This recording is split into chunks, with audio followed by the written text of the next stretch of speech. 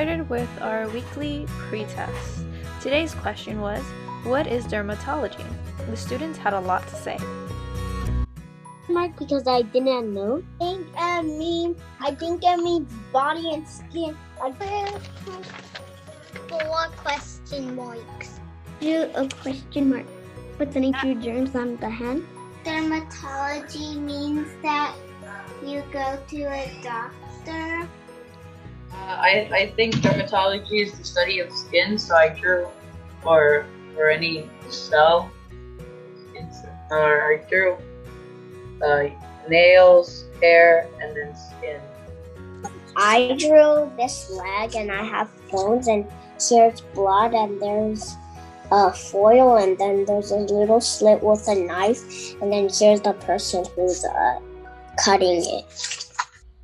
On our second day of dermatology, we had an amazing guest speaker come in and speak to our students. So today we have a very exciting guest speaker. Her name is Dr. Jessica So, and she's a board certified dermatologist. So do you guys remember on Wednesday we started talking about dermatology? And you might also know her from her social media channel. I know some of you guys watch the videos, the breakfast tour. So she's gonna share with us a little bit more about dermatology and even do a cool experiment with us. Pass it on to Dr. So go ahead. Okay, thank you so much. My name is Dr. Jessica So. I'm a dermatologist. That means I'm a doctor who treats the skin, the hair, and the nails. I grew up in Southern California too, and I knew that I wanted to be a doctor when I was even younger than you guys. I was 4. And it's a long journey to get to this point, but I love what I do. I treat kids and grown-ups who have problems with their skin, and it's the coolest organ. So who here has epidermis that's showing? Who has your epidermis showing? Hopefully it should be all of us. Hopefully all of us, because we all have epidermis that's showing on the surface of our bodies. And your skin is your largest, your fastest growing organ. I like to say it's the most important organ you have, but I'm biased. It has a lot of really important reasons why we need to have it. It helps you stay warm when you're cold or when it's cold outside, and it helps you to stay cool when it's hot outside. So it helps with your temperature. So other things that your skin is really important too. It's important for keeping stuff in, and it's also really important at keeping stuff out. So things that can make us sick, so germs, bacteria, viruses. Your skin is a really good barrier. It's like a wall that protects the inside of us from getting sick from the things that are outside of us. So it's really important. Layers of the skin, that there are 3 main layers of skin, and you can see here, and this is what we're going to do with our Play-Doh. We're going to create a model of skin, and we're going to layer each one, and we're going to learn a little bit about each of them so that you can we can kind of think about what our skin does for us. So I have 3 colors of Play-Doh, but you could use any colors you want. I picked a skin colored for my epidermis because, as we talked about, the epidermis is the part of the skin that creates our skin color. It also protects us. So if you want to roll out one of the doughs,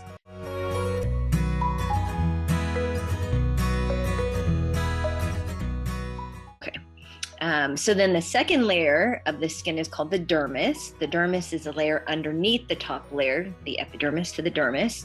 And this is a layer that has all of the cool, fun things that the skin does. So this is where our hair follicles live.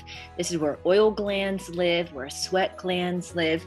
And it's a really important too because it also has a lot of our nerves. So for example, when a bug is crawling on your skin and you look down and you can feel that something is there, a lot of that comes from the nerves that are in your skin that tell our brains that something is happening on the surface. The same thing where I'm going to roll out my pink Play-Doh, and that'll be my dermis, and I'm going to leave it a little bit thicker. And then the third layer that goes underneath the dermis, the lowest part of the skin, is something we refer to this as the subcutaneous fat. It's a layer of fat that's really important for keeping you warm, and it also is important for it's a store for energy, really important layer, and it helps to cushion the skin a little bit too. But I'm going to roll out a third layer of my subcutaneous fat. Okay, and then as you guys are rolling out your layers, what we'll do is we will layer them so that the subcutaneous fat is on the bottom, the dermis is in the middle, and then the epidermis is on top. So a lot of what we talk about is the effect of the sun on the skin, because it's on the outside of us. The sun actually plays a role in a lot of different things. And you can see in this picture that the sun actually, it doesn't just touch the top of the skin, but it actually can go through the top layers of the skin. And it can be problematic. It can cause problems to come up because some of those cells can start to act funny and they can go cancerous, which you've learned about in terms of cancers where the cells start to grow too much because they got a lot of sun in the past. Please protect me from the sun. A plate. I have an umbrella. Anything that's bigger than your head so you can use it for shade. Yeah, sunscreen. I have my lotion, but my lotion has sunblock in it. Sunscreen. So you guys probably have sunscreen at home, and your parents have told you how important it is to use, especially when you'll be outside for a long time. The two things you want to make sure when you go look at your sunscreen at home is you want to make sure that it has an SPF, that's a sun protective factor, that's how much of the sunlight gets blocked by it. You want to make sure it's at least 30 or higher. And then you want it to say broad spectrum, which means that it blocks different kinds of wavelengths of sunlight so that it can stop not only from the burns, but also from the changes to the sun that can cause skin cancers later on down the road. So protecting your skin now as you're a kid is really important, because I see grown-ups all day long who tell me that they wish that they knew when they were kids to protect their skin from the sun, and they didn't know to do that. And so now that they're having trouble with skin cancers, the growths that come up as a result of having had sun even years in the past when they were kids. So there's a lot I can talk about this, but these are the three most common types of skin cancer that we see, and this is sort of what they look like. You can tell that they look very different from each other, and skin cancers can actually look like a lot of different things. You can have a pink bump, you can have something that almost looks like a rash or an eczema on the skin that doesn't go away even after it's being treated for eczema, and then you can have dark spots on the skin that look like moles but are a little bit funny, and those are called melanoma. So when we are looking at spots like this on the skin, we can actually just remove that piece of skin. We stitch you up, you have a scar, but then we don't have to worry about it anymore. So we actually can cure cancers by taking them away. So the thing is something called a biopsy. A biopsy is where we take a small piece of something to have it checked. Usually they look at it under the microscope, and they're able to tell based on looking at the cells if a spot is normal and healthy, or if it's something that is a cancer.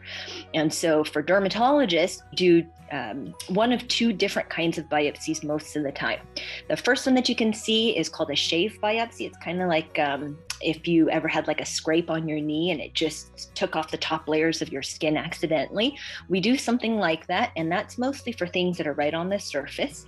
And then we also do something where we sample pieces of the skin deeper down into the dermis, or even down to the fat, the subcutaneous fat, and we're able to do that with something called a punch biopsy. So I'm going to put a couple of Play-Doh cancers on my pancake here, and I'll show you how I do biopsies. A shave biopsy is when we have something like a bump on the surface of the skin. Just shave the surface of the skin off so it goes something like this. And you can see that it's able to sample the skin cancer so that we can put it into a jar and we can send it off to the pathologist and they can look at it under the microscope. So that's one way that we sample things sometimes. Like a punch biopsy is called a punch biopsy because you actually punch it into the skin. And it helps us to sample not only the top layer, but we can sample the lower part of the skin too. So it creates almost like a plug, if you will, and you can see the different layers because we were able to sample deeper into this skin. So that we also send in and have it checked under the microscope. If you're back from the pathologist and they say, actually, that was skin cancer, then what we want to do is we want to go back and we want to take all of it out. So we want to take all of the bad cells out. And we usually do that with something called a skin excision. So the most important thing, I forgot to do this for the biopsies, but you always want to numb somebody. So we usually use our numbing and we numb the skin and all you feel is that poke. So you can see where the skin cancer is. And we want to remove a piece around where the skin cancer is, where the skin looks normal, to make sure we got all of it. So usually it's something like this. So We make something that's like a football shape. And the reason we make the football shape is because you'll see that after you remove the skin cancer, you'll want to make sure that you can bring the two sides of the skin back together again. So you can see that there's a piece of skin, it kind of looks like a football. And this is what an excision is. So it's going through all the 3 layers of the skin. And then we're able to bring that out. And we usually cut through to the subcutaneous fat for a couple of reasons. 1, most of the skin cancer stopped way before that. And 2, it's easier for us to bring the skin back together again. So this is kind of like the piece that we usually send off to the lab to have it checked. You can see the different layers. There's the skin cancer on top that's growing out of the skin, or the epidermis. You can see the dermis underneath, and sometimes it can go down into the dermis. And this is the piece that we send off to the lab so that they can check. They'll look at the edges of it to make sure that they got all the skin cancer out. And once we have, of course, we want to patch up this hole that we left behind here. So we do a couple of things. So you guys don't have to do this, but we usually loosen up the tissue around the piece where we had removed the skin cancer, and that helps us to move the skin back together again. And I'm not suturing here today unless we have tons of extra time, but then we're able to sew the skin back up, and it leaves a line scar, but you can see that all of the skin cancer is completely gone.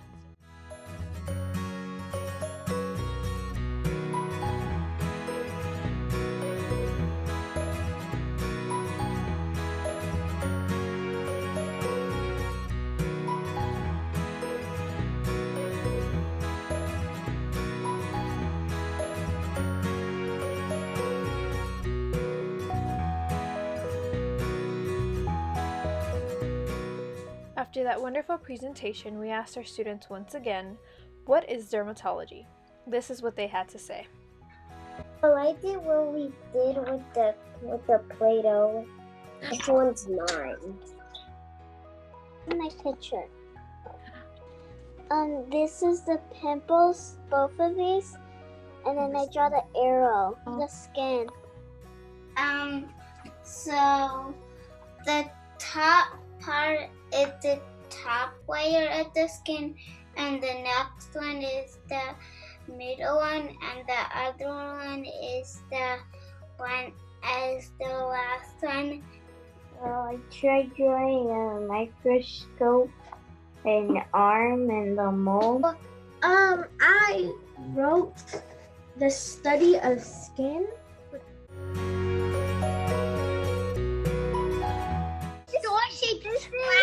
This is me, and this is a sunscreen, and this is a hat, and this is me